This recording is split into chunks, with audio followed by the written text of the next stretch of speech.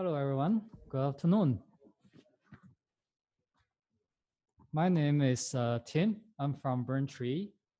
First of all, how many people know about Braintree? Heard of the name before? Not many, right? How about PayPal? Yeah, a couple. So yeah, Braintree, we are part of PayPal. Basically, we do payments. I'm a sales engineer in Braintree, taking care of the APAC region. So with Braintree, we basically help companies to process payments, especially in the e-commerce space, right? During my day-to-day job, I work with a lot of companies, help them setting up payment solutions. And there's one thing I noticed. A lot of companies, they know their business models. They know how to, fine tune their checkout flow, how to attract customers to come to their website through SEOs, through Facebook, marketing channels. But the thing is, sometimes they don't know how to design their payment experience properly, right? Payment is just one thing that is not in their thought process. So today I'm going to talk about the 5 pitfalls of payment in integration. So what do you need to avoid when you integrate payments? First of all, I want to talk about today's e-commerce. So the world of e-commerce is changing. We have to face it. If you don't have a slick user experience, if you don't have the best design, your product will simply not sell, right? So look at these examples: Uber, Airbnb, Hotel Tonight. What do they have in common? A very slick, very beautiful user experience, and they all focus on mobile. They all make you browse their products easily, and they all make you pay without realizing it. Take Uber as an example. You get into a car, you take out your phone, you open your Uber app, get into the car, then you reach the destination and you get out. When did you pay? You don't know, right? So this is the Uber experience. And this is, in my opinion, the best payment experience. The best payment experience is when there's no payment. You don't feel it. Your money just disappears, right? That's the best payment experience. Okay, so the message is you have to make sure that you have the best experience in your whole checkout flow in order for your customers to complete their purchase. So this is one thing that is very critical. But the thing is, a lot of people don't realize it. Let me give you a few numbers. There are 22% of merchants who don't know their own cart abandonment rate. What is cart abandonment? Your customers come to your website, they click on checkout, but they don't complete, they don't pay. So this is cart abandonment. And 22% of these merchants do not know about their numbers, all right? They spend a lot of money on advertisement, on Google search, on other SEOs, marketing channels, but in the end, the money that they spent is not being converted to their sales, and they are wasting their money, right? This just doesn't make sense to me. This one, the average shopping cart abandonment rate on desktop is 65%. This is a very, very high number. So basically, you are losing 65% of your sales. And imagine if this is on mobile, it could be higher, right? So you have to, so what these numbers tell us is you have to basically improve your experience, make sure that you are converting as many customers as possible. And also you have to spend more focus on your mobile as well, because as Braintree, we see our merchants, currently they are seeing a trend that mobile is increasing. I mean, customer shopping on mobile are much more than customers using desktop. So you have to spend more focus on mobile nowadays in order to get more attraction. So I'm going to talk about the top mistakes companies make with their payment experience. The first one, requiring users to register before purchasing. This seems simple, but some people cannot get it right. Look at this example. Okay. Before I can even visit what the product they have, what services they have, I have to sign in first. I have to set up an account. Why do I have to do that? Right? It just doesn't make sense. And this is a good example, Guild. Basically, you browse the products before you check out. And during the checkout process, then you will be asked to create a user account. So this is something much better than this terrible example. And these are real examples, by the way. Here's another good example. So even for checkout, sometimes you don't really need users to set up an account, right? You can always give them the option to continue as a guest, to check out as a guest. They just need to provide the basic information. They don't have to create a password because, I mean, how many passwords you have nowadays, you can't remember, right? So just give them the flexibility. And when they return, if you are able to track the customer by, order number or even by a cookie, give them an option to create an account next time, right? So this is what I think would be a better experience. The second mistake, making it difficult to enter credit card information. This is from a government website. So look at the number of fields you have here, and it's not even mobile optimized, all right? And where is the credit card information? I can't find it. So another example, this is Quten from Singapore. This is a very famous marketplace in Singapore. And the homepage looks fine, right? I have all these products. I select the product, I happily and go and check out and find out that I have to fill up this huge form. And where is my credit card? Where is the payment information? I don't know. Again, I can't find it. Imagine how much time I have to spend on this single page on my mobile phone. And pretty soon I'll be frustrated and I will not complete the process. So this is what happens when you have a very bad user experience. On the contrary, this one is Hypebeast. It's a merchant of Braintree. So this is really simple. You don't need all additional information, or you can always ask for additional information in some other screen or collect it during the user's registration when your customers are not frustrated yet. And at the point of checkout, just ask for the minimal information. Okay, credit card. And if you enter, you don't, sometimes if you realize, sometimes you have to select your card type, Visa, Master, Amex, right? So that's an additional step. If you don't know, we can actually tell the card types from card numbers. So there's no additional need to ask the user to do another selection, right? Don't make users think. Talking about credit card numbers, there are at least 16 numbers that you have to enter. And when you enter it on the mobile phone, it just doesn't work. You type it all, you always type the wrong numbers. So here's a tool that can help you. If you, I'm not sure how many of you heard of card.io? No?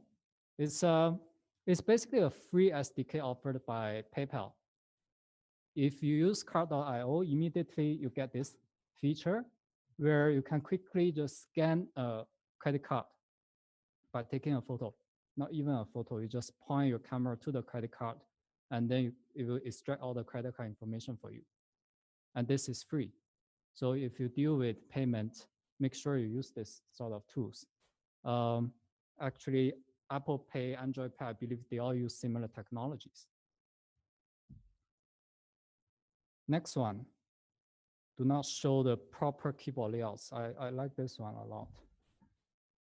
So when entering credit card number, I highlight this input field.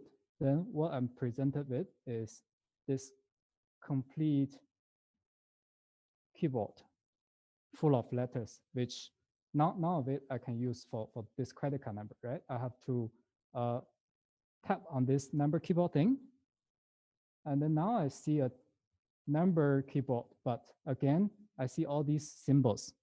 What are the chances that I may just press one of the symbol keys over here, right? So this is a bad experience, in my opinion. What you should do is this. Okay, this is a Uber screen, by the way. You just need to present this number pad. Only 10 digits, nothing more, right? For numbers, well, what else do you need?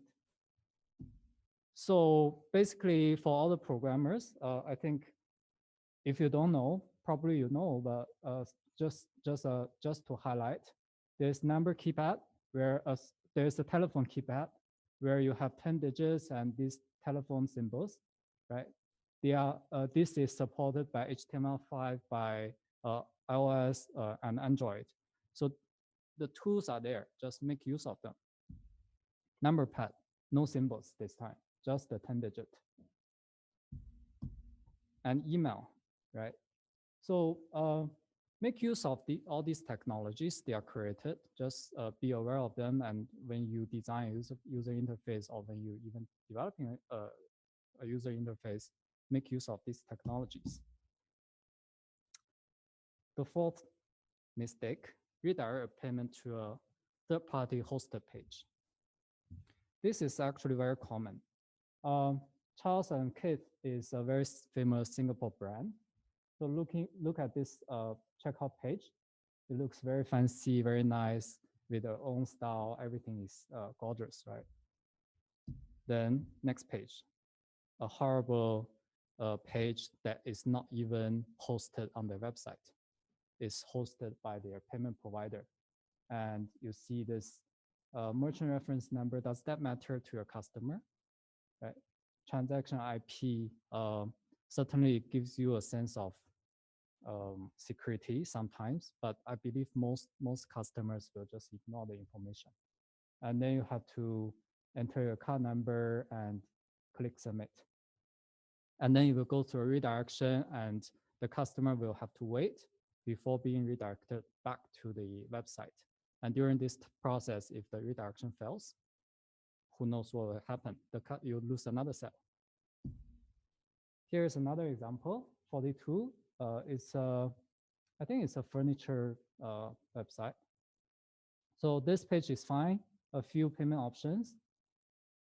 Continue. Boom, another page. This is what I was talking about. You have to select the card type first before going to the next page. And as I said, this doesn't make sense. And for this experience, you have to actually go through multiple pages before completing the purchase. What you should do, however, is this. Just place the payment form, the credit card form, in your checkout page, right? It belongs to you. You have the full control of the user experience. And it's very natural, right? You, at the end of the purchase, you take out your card and then you just provide the information done, right? So this is similar. This is how to do it online. If you don't know, there are actually technologies allowing you to do this without worrying about the security. I'll talk more about this later, but just remember when you need to implement payment, make sure you do something like this instead of using those hosted pages. Those are horrible. The last mistake is do not store your customer's credit card information. So I know a lot of people are worried, especially in the current world of e-commerce. You see a lot of bad news about credit card leaks, fraud. Then, but the thing is, we have all the technologies to help you to avoid this sort of security breaches. you, as a merchant, you don't have to store the credit card information, right? The payment providers can store the credit card information for you, all through a technology called tokenization. So Apple Pay does that, Android Pay does that, PayPal, Braintree, a few others. We all do this. If so, by letting the payment providers store the credit card information, you actually get away from all the security concerns. You can just focus on your business flow, right? There's no worrying about security, because security is basically one very basic requirement of all these payment providers. If any one of them, including Braintree us, had a security breach, basically we will run out of business. So we are very sure that we are secure and you can completely trust all these payment providers. So the benefit of doing this is Casetify, as an example. First time when you check out, customer will enter your credit card, the credit card information. They can choose to save the credit card information. The credit card information is tokenized, is posted to Braintree. We store the credit card information, right? Next time when the customer comes back, you can automatically load the credit card this customer used before. So you are turning a form which requires the customer to input 16 digits of card number, select the expiration date and security code into something like a one-touch experience. Just one click, the payment is done. This is how you optimize payment experience. You reduce the number of clicks, you reduce the number of inputs, you help the customer to pay without realizing it. All right. So, so in summary, today's talk, I just want to emphasize that it's not just the user experience that requires less inputs, less redirection. It's even for payment, you have to consider that. And for all these, you have to realize that we have all the technologies available. So next time when you integrate payment, make sure that you do it for desktop, you do it for your mobile apps, you have a mobile optimized design, and you make sure that the customer can pay without realizing it.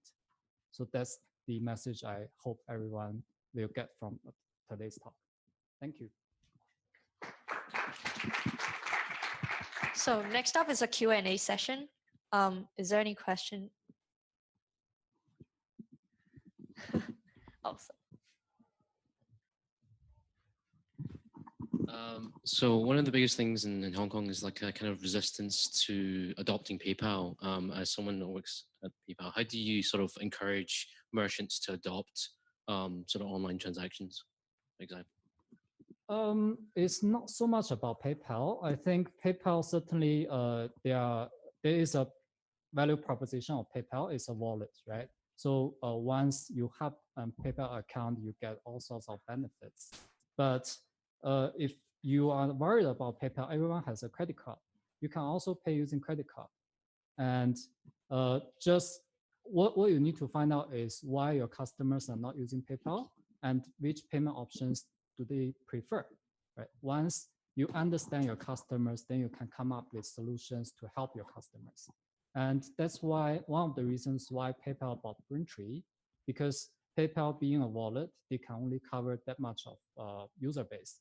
And majority of users still don't have PayPal, and PayPal is there to complement, Braintree is there to complement PayPal. So, you know, there are always options. Explore, understand your customers.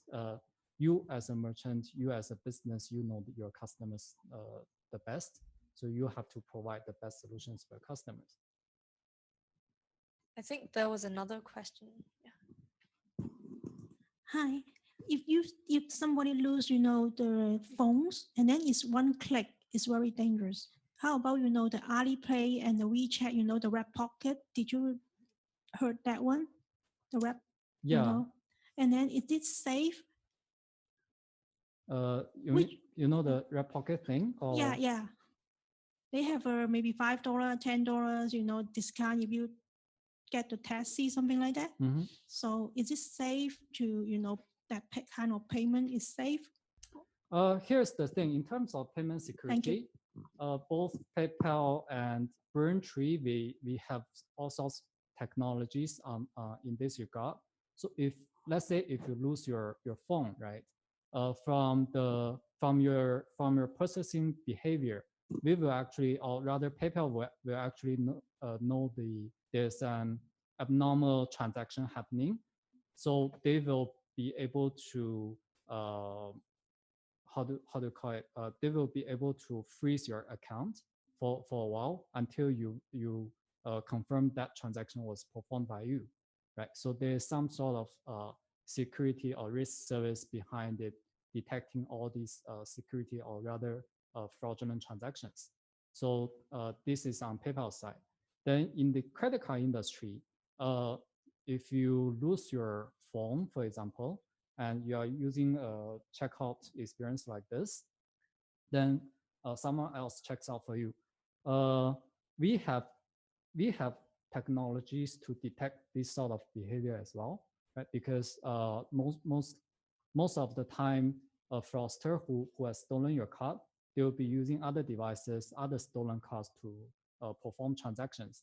And by detecting all these behaviors, we can actually link them up to, and we can associate those transactions back to the single person.